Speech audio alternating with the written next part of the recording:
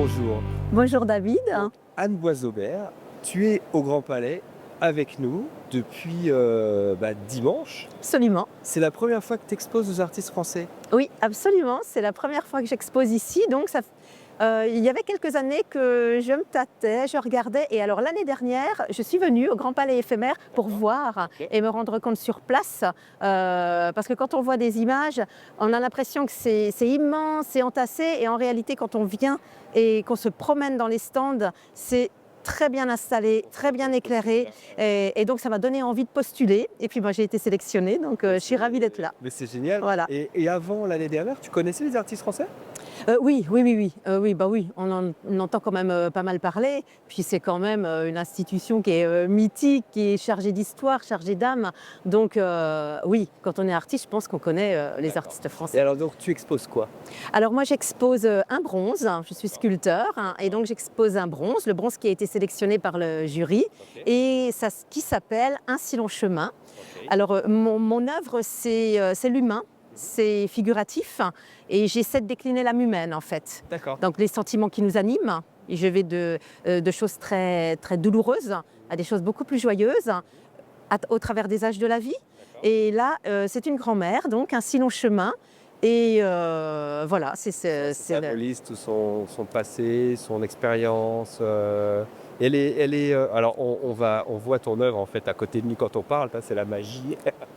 Et combien de temps tu mets pour sculpter un bronze comme ça? Alors en fait, au départ, pour faire un bronze, ça ne se sculpte pas. Un bronze, il faut un original. En terre cuite, en bois, en fer, voilà.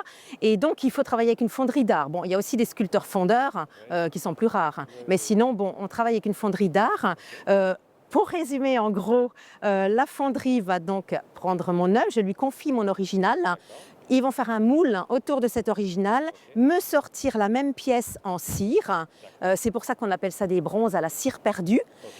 Moi, je reviens à la fonderie pour retoucher ma cire par rapport à mon original. Ensuite, il va y avoir un autre moule qui va être fait avec tout un réseau d'alimentation. Enfin, ça prend un temps assez dingue pour faire un bronze. Et puis après, il y aura l'étape, donc la coulée du bronze à 1200 degrés. Puis la ciselure. Alors là, je réinterviens également pour voir un petit peu le travail, éventuellement participer un peu. C'est voilà La pour. ciselure, c'est au moment où on a le bronze est fait, mais il reste peut-être des petites écharpes, des choses comme ça. Alors déjà, parfois même, il y a plusieurs moules pour une seule pièce. Parce que j'ai par exemple des œuvres où on va avoir un bras comme ça. Le fondeur, il ne peut pas faire un moule avec un bras comme ça, donc il va couper. Il va faire deux moules. Et au moment de la ciselure, l'œuvre va être ressoudée. C'est comme les pièces monumentales qu'on voit dans les villes. Elles sont faites en plusieurs morceaux en fait. Et après, c'est ressoudé. Voilà. Donc, Toi, la sculpture, tout ce que c'est de la terre. oui, c'est ça. En fait, je modèle. Moi, je fais la création à la base et le fondeur me la transforme en bronze. Génial, j'adore ça. Voilà. Les bronzes, honnêtement, c'est ce que. Et la patine, tiens, parle-moi un peu de la patine. Alors, la patine, c'est l'étape finale, puisque je t'ai dit, le moule, ensuite les cires, ensuite la ciselure, le coulage, la ciselure, puis. Alors la patine, c'est la cerise sur le gâteau, puisque quand il n'y a plus que ça à faire, c'est assez génial. Donc selon les coloris qu'on veut ou que l'acheteur veut, parce que les acheteurs peuvent aussi choisir la patine d'un futur bronze, alors le fondeur va utiliser des acides, des oxydes et un chalumeau et passer plusieurs couches à la flamme. Ouais. Et donc, il y a entre 4 et jusqu'à 9 couches de patine. J'ai des bronzes, par exemple, des bronzes dans une patine vert-bleu de la fonderie AFB. On va quand même les citer, l'art de la fonte de bronze, mes fondeurs qui sont à Châteaudun, et qui ont, chaque fondeur a ses patines avec ses recettes de patine. Voilà. Mais mon travail à moi, c'est le modelage, c'est la création de base. D'accord, voilà. C'est génial. Le jour du vernissage, on a eu 17 ou 15 000 personnes. C'était comment? Ça t'a fait quoi qu'est-ce que tu as eu comme sentiment? En fait, c'est fabuleux, c'est incroyable. Je sais pas, on ne se rend même pas compte. Et ouais, c'est magique. T'as pas arrêté de parler?